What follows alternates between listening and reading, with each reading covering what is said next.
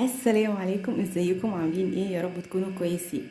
النهارده هنعمل روتين تنظيف اللحاف او البطانيه. يعني لو عندك بطاطين عايزه تغسليها او عندك لحاف تقيل عايزه تغسليه، هنشوف هنعمله ازاي وينضف معانا بسهوله وفي وقت سريع وينشف بسرعه. هنعمل ايه؟ التكة بتاعتنا عشان الحاجة بتاعتك تنضف بسرعة لازم يكون تستخدمي مية سخنة. دي هتساعد ان لو في بقع في اللحاف او في البطانية ان هي تطلع بسرعة جدا وتنضف على طول. طيب ازاي؟ هنحط ايه تاني؟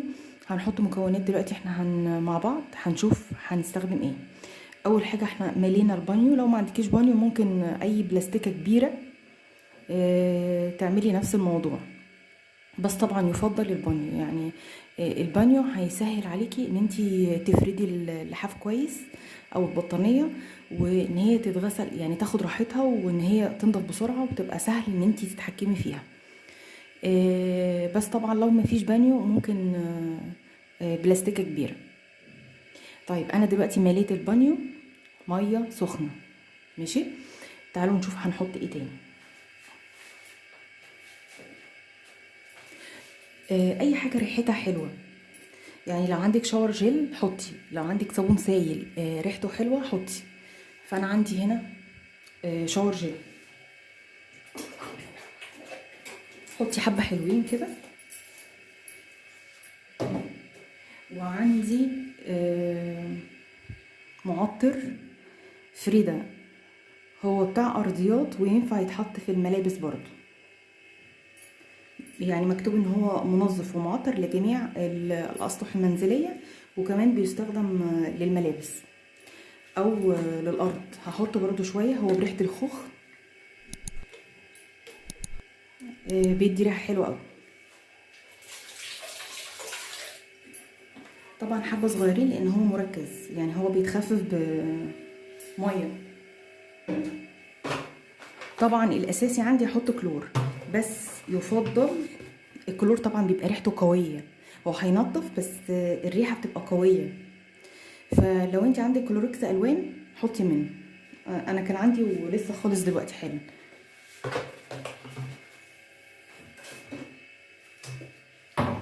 يفضل طبعا ان انت تستخدمي ده بينضف كويس برضو زي الكلور بالظبط. وفي نفس الوقت بيدي ريحه حلوه، يعني ما فيهوش الريحه بتاعه الكلور النفاذه دي. هنستخدم الكلور ده.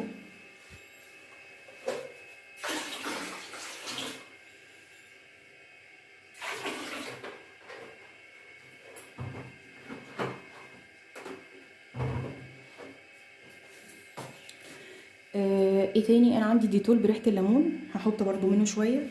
انا ليه بحط الحاجات اللي هي فيها روايح؟ عشان ريحه الكلور ما تفضلش ثابته في اللحاف. تمام.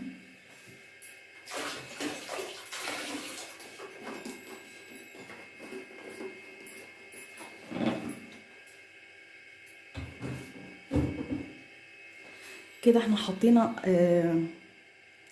شاور جل، وحطينا كلور، وحطينا اي حاجة تانية بتدي روايح حلوة. يعني لو عندك ديتول ماشي، عندك معطر ملابس ماشي. انا كمان عندي معطر ملابس، هروح اجيبه. معطر الملابس ده تحفة تحفة تحفة، انصحكم كلكم تجيبوه، وموفر جدا. يعني والريحة بتاعته بتقعد في الهدوم اكتر من دوني. يعني انا جربت الدوني وجربت فريدة، فبصراحة فريدة تحفة تحفة تحفة. انصحكم تجيبوا من ده. بيتحط منه غطا، ممكن تخففيه بمية. هو لازم تخففيه بمية لان هو بيبقى تقيل جدا عامل زي الجل. خففيه بمية وحطي منه في الدرج بتاع الغسالة، في الجزء بتاع السوفتنر اللي هو المنعم بتاع الملابس او المعطر يعني. تمام. هنحط برضو منه شوية كده. احنا ظبطنا الميه وظبطنا المنظفات اللي هتتحط فيه. فاضل نجيب اللحاف بتاعنا. طبعا احنا كده حطينا كل المنظفات. قبل ما نجيب اللحاف لازم نخلط الحاجات دي كلها مع بعض. اخلطيها باي حاجه، يعني لو عندك مساحه مثلا اهي اعملي كده اهي، عشان المكونات كلها ايه تختلط مع بعضها. تمام.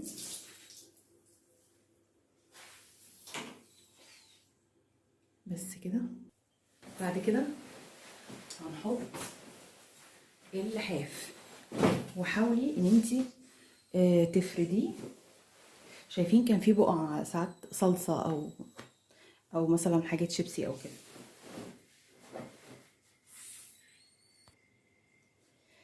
انا كده نقعت خلاص اللحاف في الميه دي.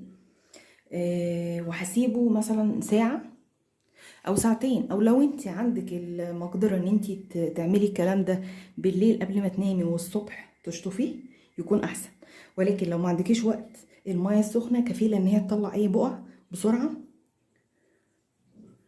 ممكن مثلا في خلال ساعه يعني ساعتين دلوقتي، وارجع لكم تاني بعد ما يعدي الساعتين، وهنشوف هنعمل ايه تاني.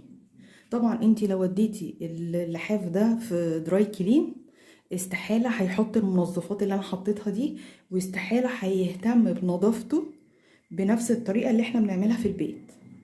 شوية صابون او شاور جل عشان يدي ريحة بس وكده، وهيديله غسلتين على السريع ويطلعه وينشفه وخلاص. لكن حتى لو في بقعة او كده، هو مش هيهتم ان هو يطلع كل حتة في اللحاف. هو مش متعب جدا، مش متعب خالص. احنا كل اللي عملناه هننقعه، وهنرجع تاني بعد ساعتين نشوف هنعمل ايه. عدى الوقت اللي احنا اتفقنا عليه الساعتين، وفتحت صفيت الميه خلاص اهي.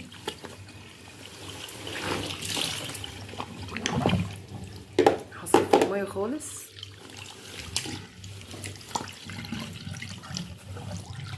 شايفين انا بصيت على كان في حته كذا حته فيها بقعه، بصيت عليها لقيتها نطفت تماما.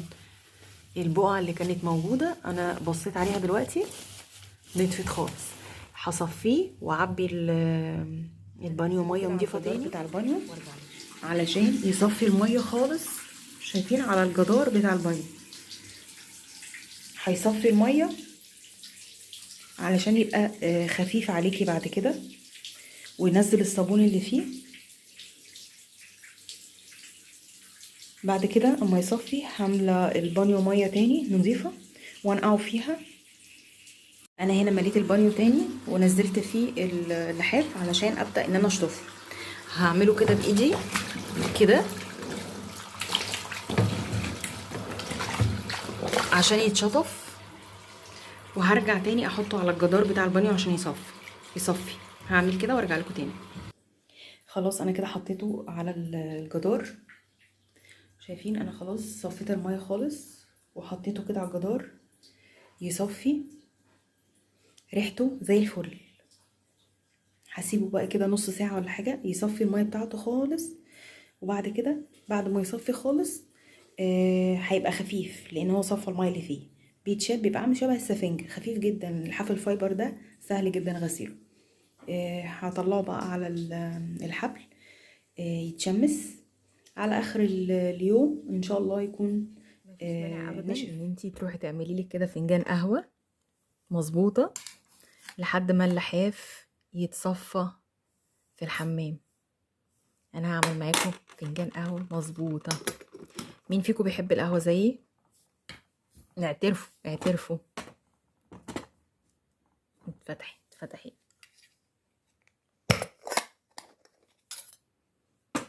مفيش اجمل من ان انتي تعملي فنجان قهوه كده على السبرتايه في الجو الهادي الجميل ده، في هدوء، طعمها تحفه على السبرتايه. ليه بقى؟ لان السبرتايه النار بتاعتها بتبقى واطيه شويه. انا حاطه هنا ملو الفنجان ده ميه.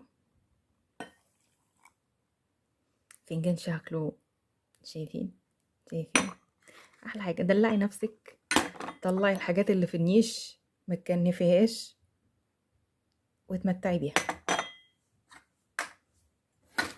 ولع بقى استنى ما نقلب الاول.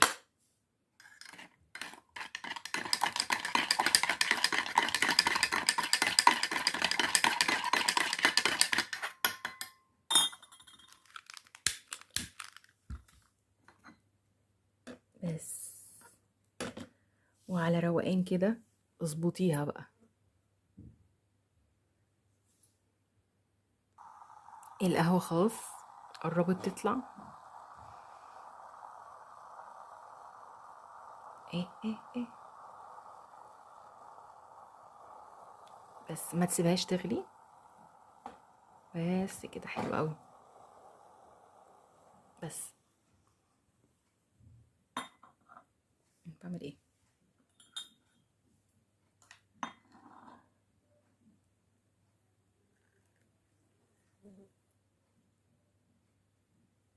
بس كده اجمل فنجان قهوة ممكن تشربيه مع الشوكولاتة الجميلة دي. عمال ما نشرب فنجان القهوة يكون اللحاف اتصفى ونشر كده. خلاص اللحاف بتاعنا اتصفى خالص، شايفين بقى خفيف اهو عشان المية اللي فيه كلها نزلت، واحنا ما تعبناش في شيله او حطه، يعني يا دوب بس طلعناه من البانيو على الجدار وسيبناه لحد ما نزل ميته خالص وبقى زي الفل. الريحة تحفة، نظافة. شايفين الابيض فيه بيبرق ازاي؟ شايفين الابيض؟ زي ما قلت لكم انا شيكت على كل الاماكن اللي كان فيها بقعه انا كنت عارفاها، بصيت عليها لقيتها نطفت جدا. الحاف بقى زي الفل بصراحه. الوانه بصوا زهزهت ازاي. يلا اتشجعوا، واللي عنده حاجه عايز تتغسل ينقعها ويروح يعمل اي حاجه ويرجع تاني بعد ساعه او ساعتين هيكون نطفت. والله مش بتاخد مجهود خالص. اتشجعوا واغسلوا الحاجات اللي عندكم اللي محتاجه تتغسل، ما تكسلوش وما تخافوش هتنضف. طالما استخدمتي ميه سخنه زي ما قلت لك، وحطي كلور واي منظفات عندك هيبقى زي الفل. انا دلوقتي خلاص هحطه على الحبل، هو بقى خفيف خلاص وصفى ميته. هحطه على الحبل وانشره، واخر اليوم هيكون نشف ان شاء الله. اشوفكم في فيديو جديد ان شاء الله، ومع السلامه.